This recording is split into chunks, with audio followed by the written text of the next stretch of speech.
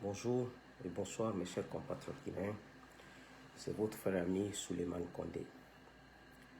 Ce mardi 19 juillet 2022, il est exactement 16h24 heure de Boston. Cette vidéo, c'est pour un peu parler de l'éducation guinéenne et de l'importance de l'éducation dans une nation. Mes chers compatriotes, vous n'êtes pas sans savoir que les résultats des examens de cette année en Guinée ont été une honte pour la nation guinéenne, ont été juste le résultat de ce que nos gouvernants successifs ont voulu que ce pays soit. Ces résultats ne sont pas la faute des élèves, ni la faute des enseignants, mais ces résultats sont la faute de nos différents gouvernants depuis que la Guinée jusque maintenant. Qu'est-ce que l'éducation, mes chers compatriotes? L'éducation est un instrument qui permet de réduire la pauvreté, les inégalités, et elle pose les vraies bases d'une croissance économique durable.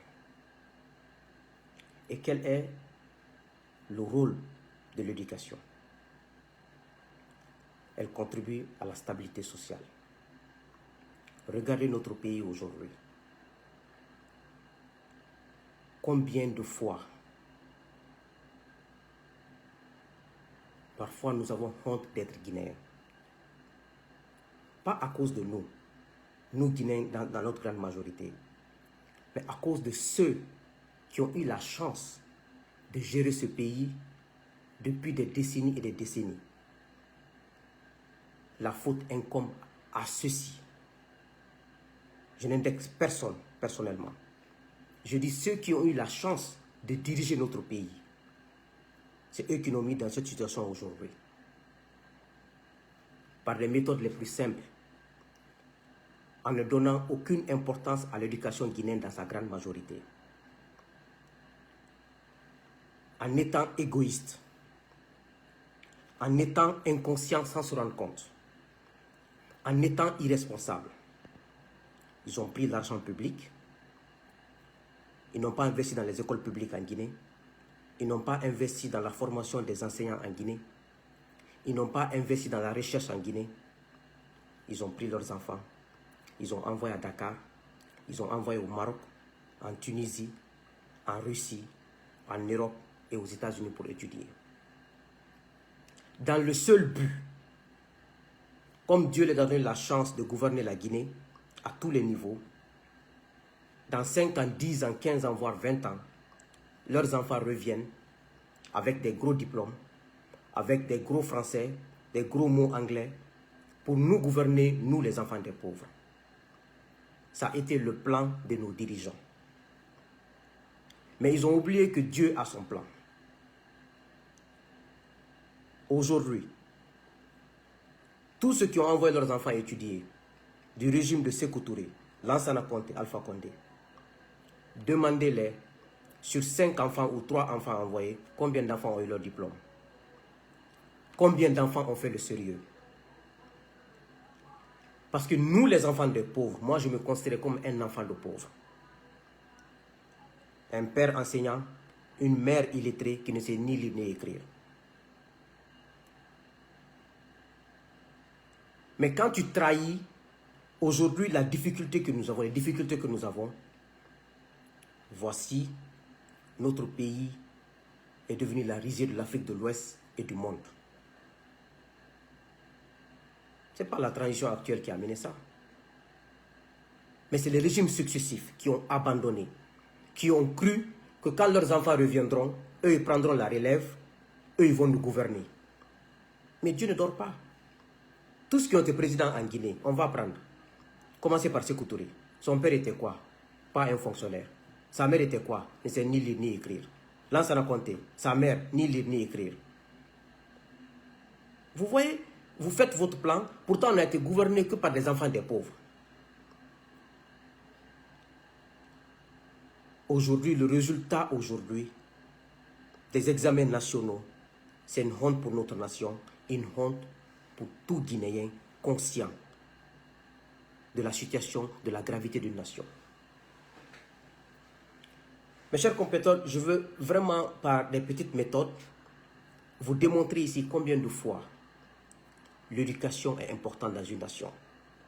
Combien de fois nos gouvernants devraient investir 60% ou 50% de notre budget national dans l'éducation. Vous conviendrez avec moi qu'à chaque fois, nos dirigeants parlent de croissance, en général en Afrique, en particulier en Guinée. Ils te parlent de 5%, 6% de croissance. Mais cette croissance ne profite jamais à la population guinéenne ni au pays. Les raisons sont très simples.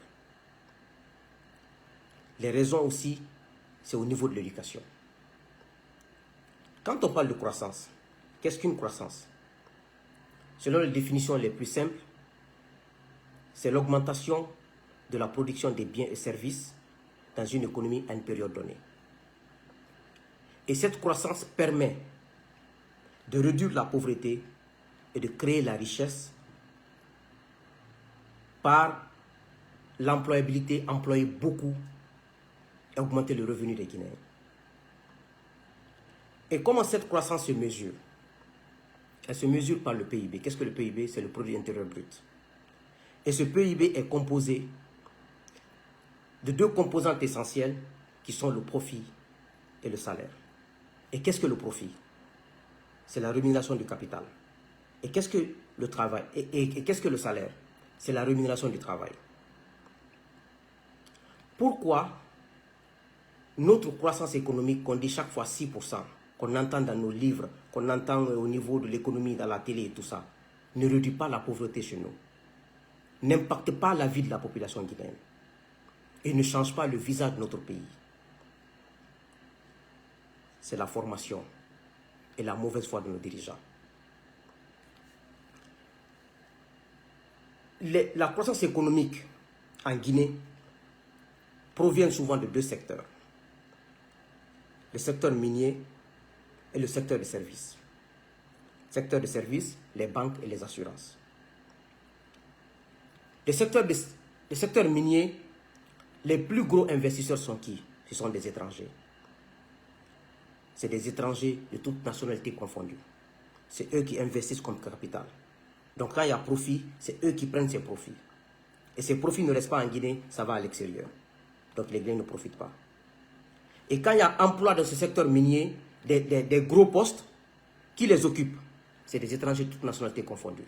Ça peut être des Sénégalais, des Ivoiriens, ça peut être ceux qui ont la formation requise.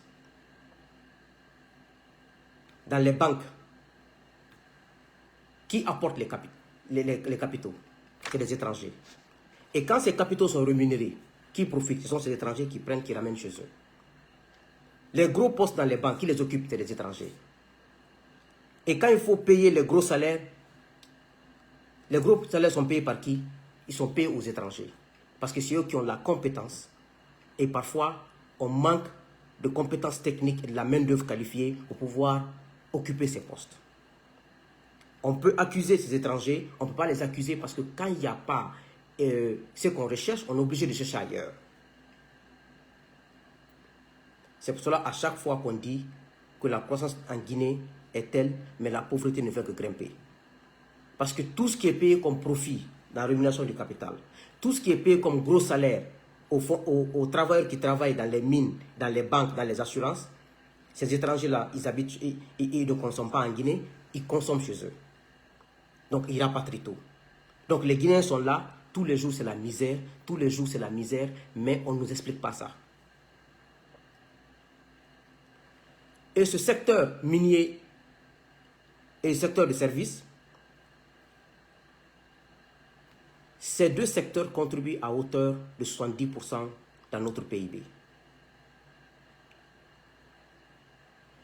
Et ces deux secteurs emploient 10% des Guinéens.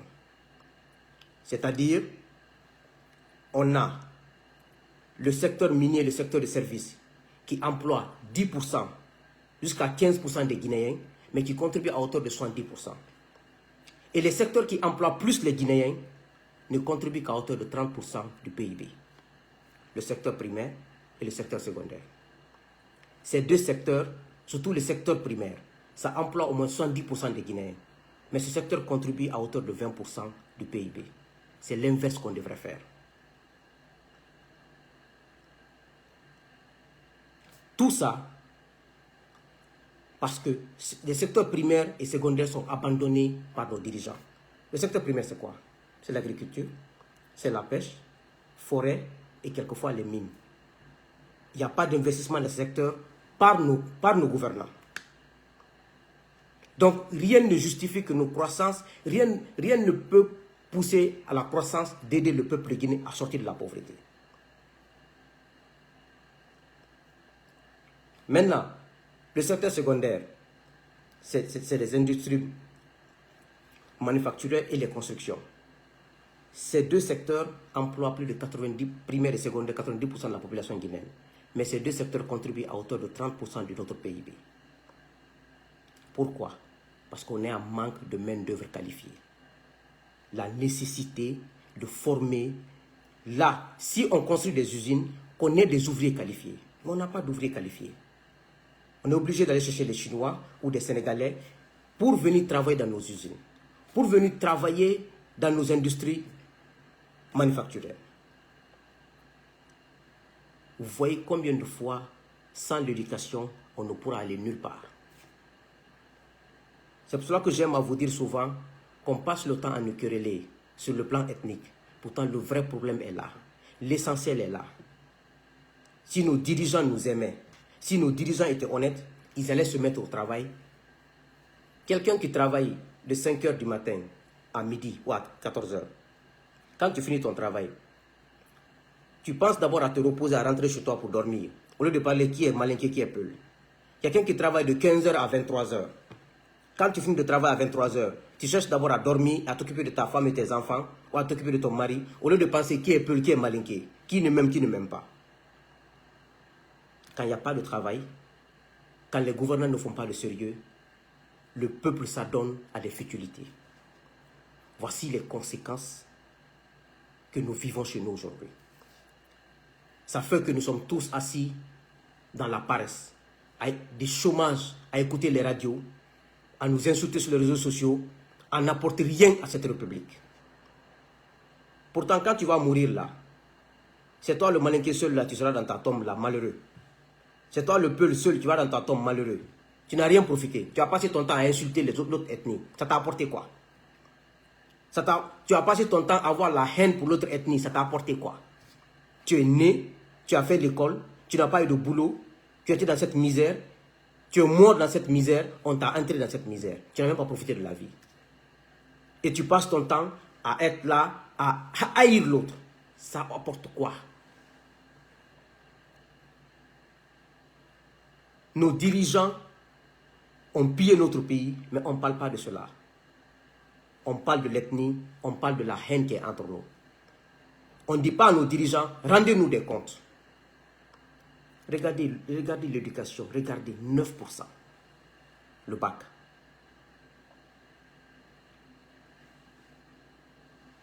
Maintenant, je vais vous donner des statistiques ici. En 2019, en Afrique de l'Ouest, le taux de réussite au bac, c'était 42%. Sénégal a eu 37%, 37,65%. La Côte d'Ivoire, 41,23%.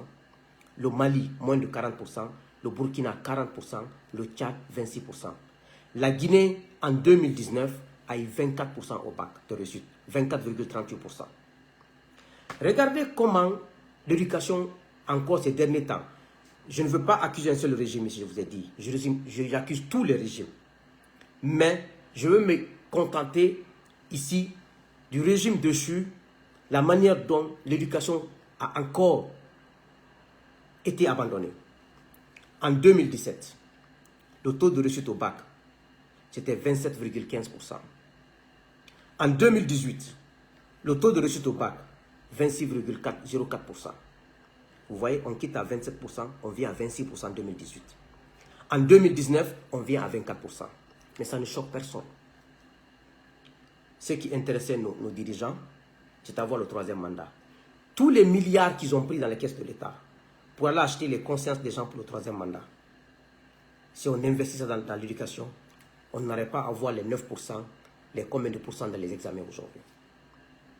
Tous les milliards aujourd'hui que la CRIEF dit, que ce soit vrai ou faux, détournés par les cadres, les DAF, les directeurs de régie financière, les ministres, le président lui-même et ses proches.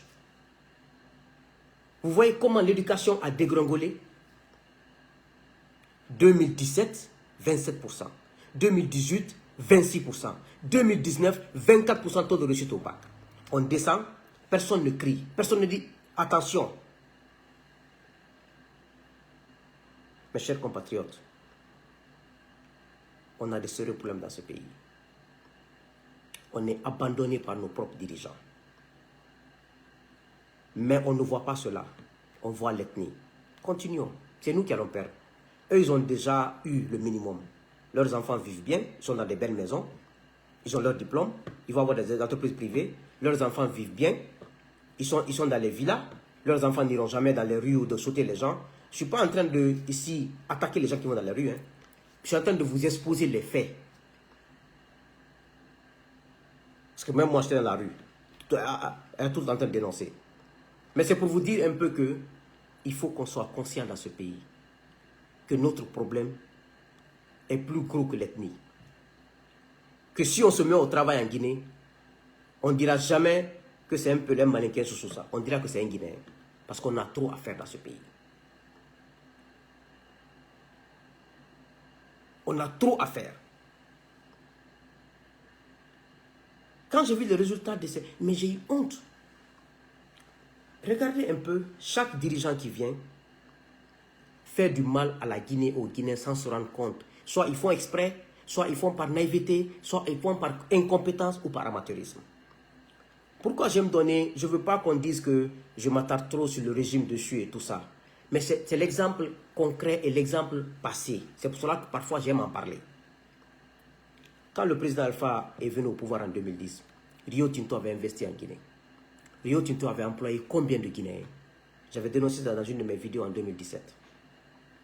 J'ai dit que ça a été l'une des premières erreurs économiques du président Alpha. Combien de jeunes Guinéens avaient pris des dettes à la banque? Ils ont construit des maisons, ils ont acheté des voitures, ils sont mariés. Ils ont fait un plan de remboursement de 5 ans, 10 ans, 20 ans. Parce qu'ils savaient que Rio Tinto est là, ils allaient travailler. Quand un dirigeant vient, il faut voir les conséquences de tes actes. Quand je fais ça, comment la population va se sentir? Comment ça va impacter ces jeunes Guinéens? Par orgueil, ou par amateurisme, ou par inconscience, le président Alpha a chassé Rio Tinto. Je ne vous dis pas combien de jeunes Guinéens sont venus aux États-Unis, en France, ailleurs, en aventure. Ils ont abandonné leur travail. D'autres, le mariage a été gâté. Tu as pris plus de combien de milliards à la banque pour rembourser? Un président vient, met tout à l'eau. Je vous dis, nos dirigeants nous font plus mal que n'importe qui. Maintenant, cette junte au pouvoir est venue. Le projet de Simandou a commencé. Elle est venue aussi, si c'est par orgueil, par amateurisme, par inconscience. Elle veut imposer des choses à la société minière. Il faut imposer, c'est normal. Je ne veux pas dire par là de laisser nos ressources minières à l'abandon des gens. Mais si vous exigez aux gens de construire des usines, un pays qui n'a pas de courant, comment on va construire des usines? Réglez la base, réglez l'affaire de courant, réglez l'affaire d'eau, imposer aux sociétés minières de construire. Il faut donner des conditions aux gens. C'est comme notre enseignement aujourd'hui. Il n'y a pas de conditions pour enseigner les gens. Il n'y a pas de conditions pour former les formateurs. Il n'y a pas d'établissement. Il n'y a pas d'infrastructure. Maintenant, quand ces sociétés minières vont aussi plier bagages, combien de Guinéens iront au chômage?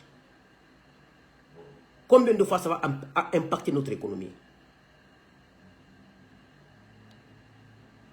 Quand on gère, on veut, parfois dans la vie, on doit accepter des choses pour faire au moins. On accepte ou on n'accepte pas, ces sociétés minières vont investir. Ce qu'ils veulent, ils vont avoir. Pourquoi ne pas négocier avec eux? Et pour préserver l'emploi de ces Guinéens. Vous savez combien de fois, quand une société minière vient, combien de Guinéens sont employés? Des chauffeurs illettrés, des étudiants qui viennent de sortir du boulot, de l'université, des écoles techniques. Ils se marient, ils prennent des dettes.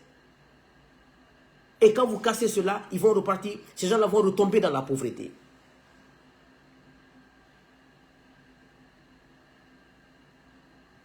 Ce n'est pas le cœur qui gère une nation, ce n'est pas l'émotion.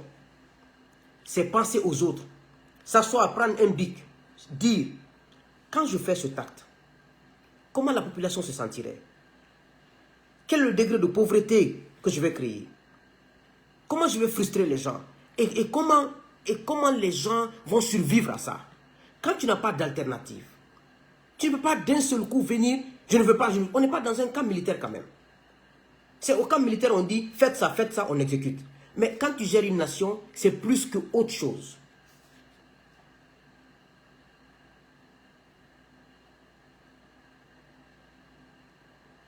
Regardez le cas du Premier ministre. Vous faites des combines, Premier ministre par intérim, vous faites... Tout ça, c'est parce que vous n'êtes pas décisif. Tout ça, c'est parce que vous êtes dans l'amateurisme. Si le Premier ministre ne fait pas bien son travail, et vous savez qu'il ne fait pas bien parce qu'il est incompétent, parce qu'il n'a pas la capacité, ce n'est pas sa nature de gérer une transition. Il faut qu'on accepte en Guinée, donner la place à des personnes qui méritent. Mais par jalousie, d'autres ont le complexe. Quand ce Premier ministre sera nommé, il est trop influent, il va prendre mon poste, je ne peux pas l'influencer. Vous nommez quelqu'un qui ne peut pas faire le travail, c'est à cause de vos mauvais choix aujourd'hui que nous sommes dans une crise politique, sociale et économique. Parce que vous voulez gérer le pouvoir seul. Personne ne peut gérer le pouvoir seul, qui que tu sois. Quand tu viens dans une nation, tu gères avec les enfants du pays. Et ce qui fait aujourd'hui qu'il y a une crise en Guinée. La crise bancaire, la crise sociale, la crise avec les opposants, la crise économique.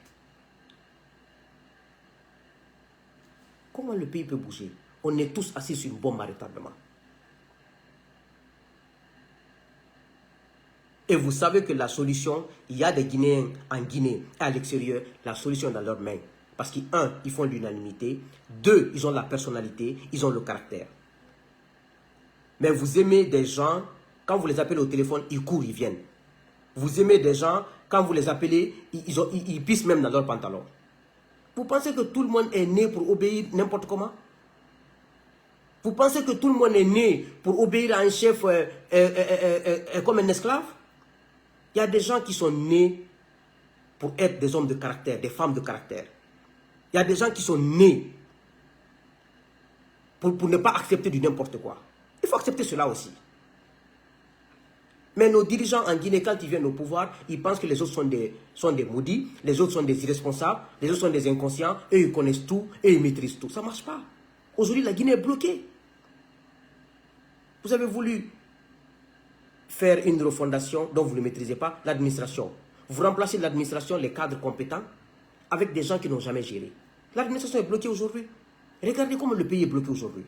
Vous n'avez aucune idée, quand le pays fait 1 heure sans travailler, combien ça impacte économiquement une nation. À plus forte raison des semaines, des jours et des semaines.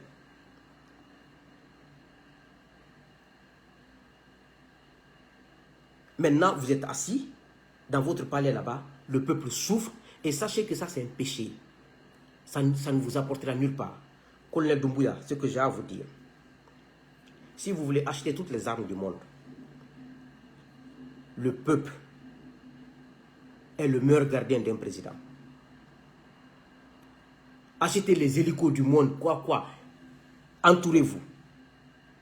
Quand le peuple souffre, quand ça arrive à un bout, ça ne marche pas, ils vont vous faire sauter.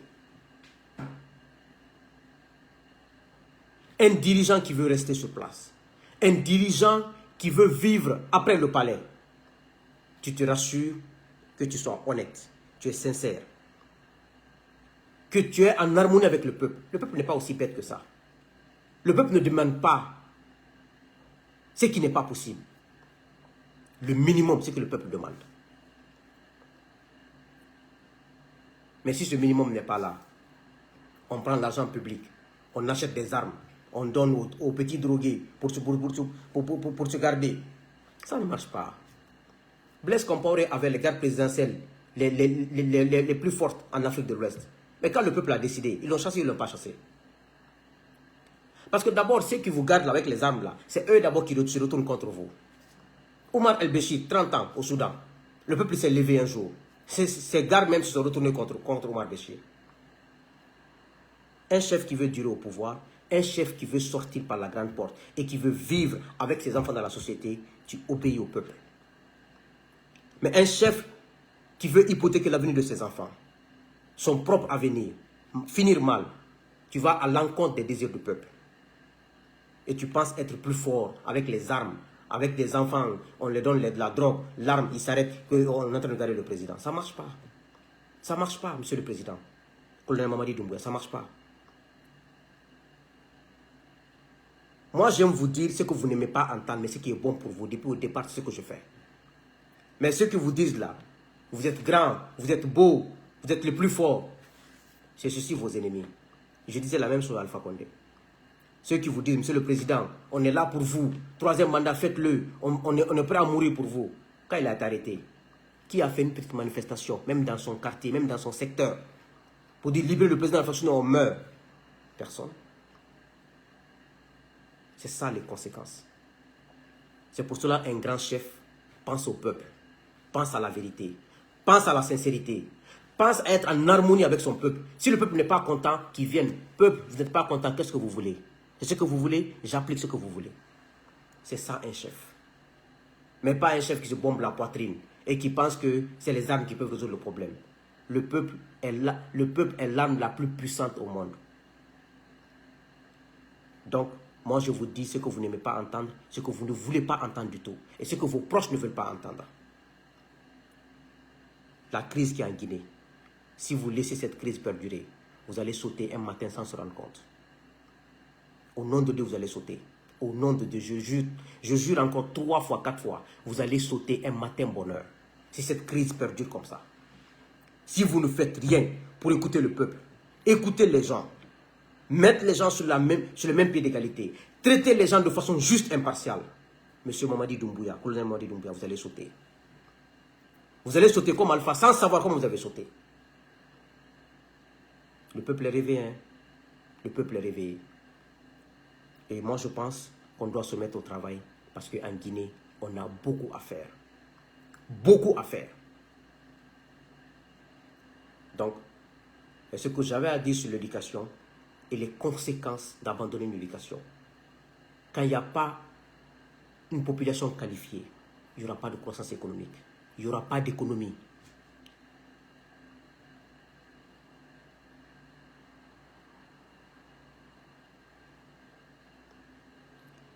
Et je profite pour m'adresser aussi aux hommes de la justice. Les magistrats, soyez des hommes honnêtes, des hommes sincères. Soyez au service du peuple. Osez défier les autorités quand ça ne va pas. Dites le droit. On vous enlève à votre place. Mais tôt ou tard, vos valeurs sont reconnues. Le peuple guinéen a trop souffert dans l'injustice. Le peuple guinéen, allez-y à la maison centrale. Des enfants peuvent rentrer en prison juste pour des problèmes de famille.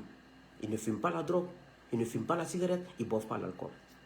Parce qu'ils ont eu des problèmes de famille, les familles ont porté plainte, on les amène en prison. Pour des problèmes de domicile, pour des problèmes de famille. Ces enfants-là apprennent à fumer la drogue à la maison centrale. Ils apprennent à boire l'alcool. Ils apprennent à fumer la cigarette à la maison centrale. Ça veut dire, quand on rentre en prison, on rentre pour être éduqué, pour sortir. En Guinée, on rentre en prison pour être bandit, pour sortir, pour être nuisible à la société. On a du boulot en Guinée. Tout ça est à refonder. Nos prisons sont pleines des enfants. Nos prisons sont pleines des enfants qui viennent apprendre de la délinquance en prison. Quand ils sortent, ils deviennent autre chose. Voici la situation de notre pays. Il y a tellement de travail en Guinée. qu'on n'a même pas besoin de nous quereller. Et ce que j'avais à dire, mes chers compatriotes, je ne vais pas être long. Que Dieu continue à nous faciliter la tâche et à nous guider sur le bon pas. Que Dieu fasse que nous abandonnons la haine dans nos cœurs. Ça n'a aucune importance. Ça n'apporte le bonheur à personne. Qu'on privilégie l'amour entre nous. Personne n'a longue vie, 80 ans sur cette terre. Quand tu as longue vie, 60 ans, 70 ans, 50 ans, 40 ans, tu meurs. Tu vas avec ta haine. Tu vas avec ta douleur. Ça te servira à quoi? Ça servira à quoi à tes enfants? Si moi je ne peux pas apporter le bonheur pour quelqu'un, je te laisse tranquille. Si je ne te supporte pas, je m'éloigne de toi. Mais je ne te ferai pas du mal, je ne te souhaiterai pas du mal. Ça, c'est ma philosophie. Je ne te supporte pas, je prends mes distances. Mais toute personne qui fait du mal à l'autre, sache que tu auras du mal toi aussi. Soit tu auras ou tes enfants auront. Le mal ne reste jamais impuni. Jamais. Que Dieu nous garde longtemps et que Dieu puisse nous guider sur le bon chemin. Amen. Je vous remercie.